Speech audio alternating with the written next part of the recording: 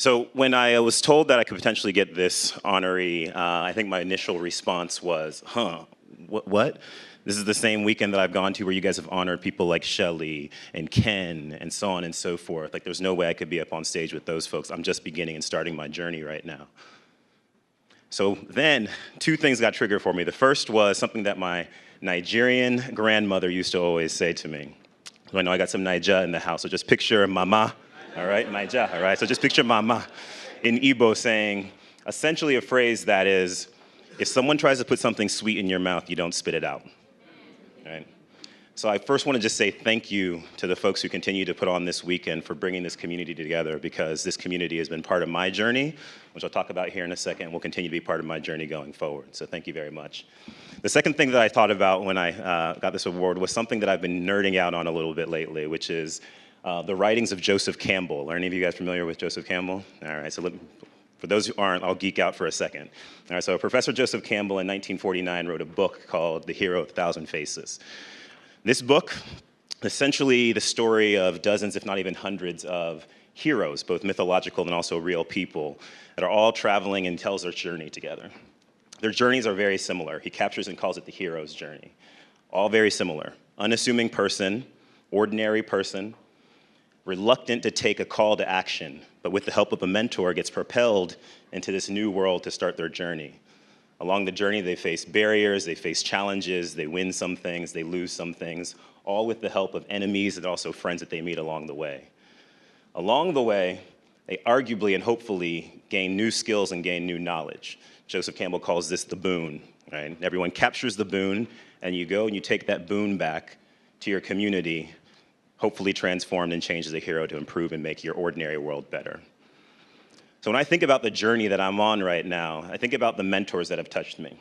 There's a gentleman named John Rice, who many of you know in this room. I think he was actually here last year, who was that mentor that propelled me and had me take that first step along my journey. See, I was an aspiring professional basketball player, and when that didn't work out for me after undergrad, it was John who said, whoa, you have a CS and EE degree? Like, you need to go to the Valley, my friend. I was on the East Coast. You need to go to the Valley. You need to go to the Valley. So I went to the Valley. Unfortunately, I made the wrong decision. I went to the wrong Valley. I went down to Tucson, Arizona, which was known as the Optics Valley. Your journeys go a bunch of different directions, right? But actually, there was two great things that came out of Tucson, Arizona for me. The first was I actually learned what my purpose was.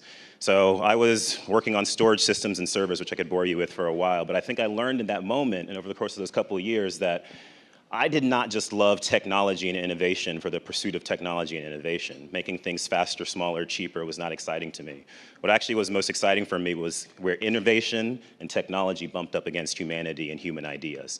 And I knew from that point on that that's what I had to follow, and that's what to go for. The second thing that Tucson gave me, and that I think John gave me as a mentor, was an introduction into the MLT community, Management Leadership for Tomorrow, and I see a lot of you guys shaking your heads here because you're part of this community too. That's where I started to meet that second piece of the hero's journey, right? Which is your friends, the people that are going to be with you along the way. Many of them who are sitting in this room today, many of them who are right here at this table that came to support me today. Francis, one of the first people that I've met along my MLT journey, has been a part of my board of directors for the last 13, 14, 15 years. I don't know how long we've known each other now at this point, both personally and professionally, pushing me and striving and pushing so that I continue to be better. Sean, who you guys just heard from, was another journey, another friend that I met along the way.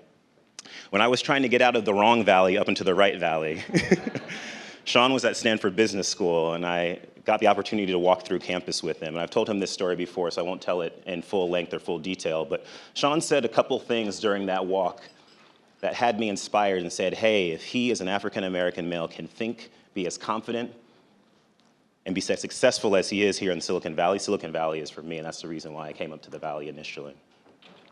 Since then, I found my place to Facebook, which again is like right there at the cusp of technology bumping up against humanity and society, and it's been fantastic. Facebook is also a very hard place to work, right?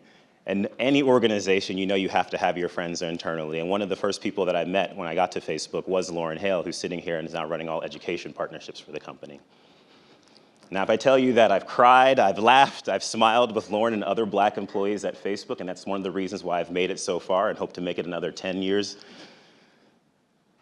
it's the truth. So fast forward to the last thing, which is the boon. Yes, like I've gained some skills and some knowledge along the way. I still feel like I'm a part of my journey. Do I know what I'm yet giving back to my community when it's all said and done? Like, no.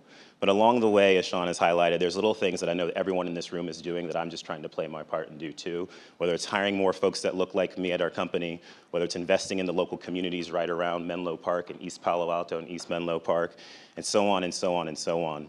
Ultimately, it's all about trying to figure out how I can give back to this community and serving this community. So one thing that I will promise, actually the song that played when I came on stage was Common B.